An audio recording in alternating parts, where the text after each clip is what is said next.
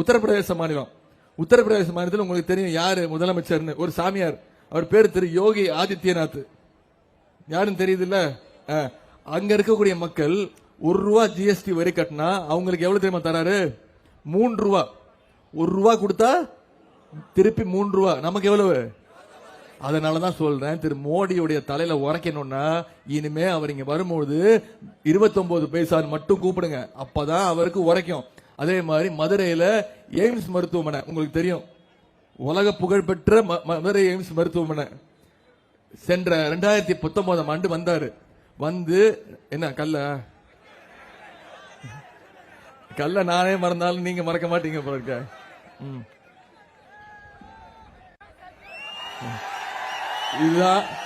இதாமா அந்த கல்லு.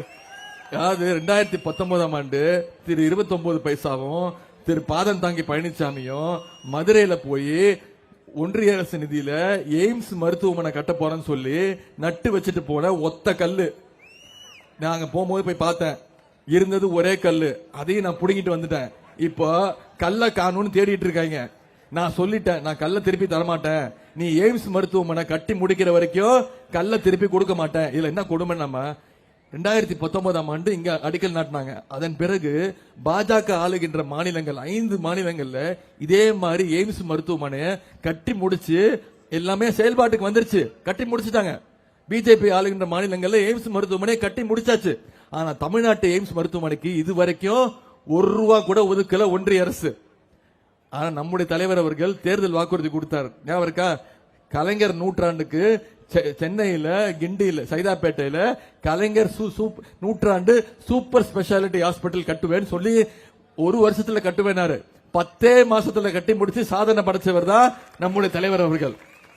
உங்களுக்கு அந்த ஆட்சி, திராவிட மாடல் ஆட்சி வேணுமா, இல்ல நம்முடைய தமிழ்நாட்டை பழிவாங்குகின்ற ஒன்றிய பாஜக ஆட்சி வேணுமா?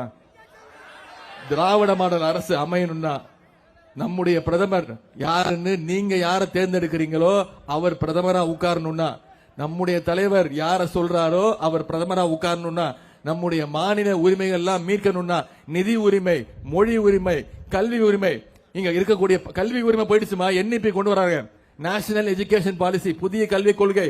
இது வரைக்கும் 10ஆம் வகுப்புக்கு 12ஆம் வகுப்புக்கு பொது தேர்வு, பப்ளிக் எக்ஸாம். இப்ப இந்த NEP வந்துச்சுன்னா 8ஆம் வகுப்புக்கு பொது தேர்வு, பப்ளிக் எக்ஸாம். 5ஆம் வகுப்புக்கு பொது தேர்வு.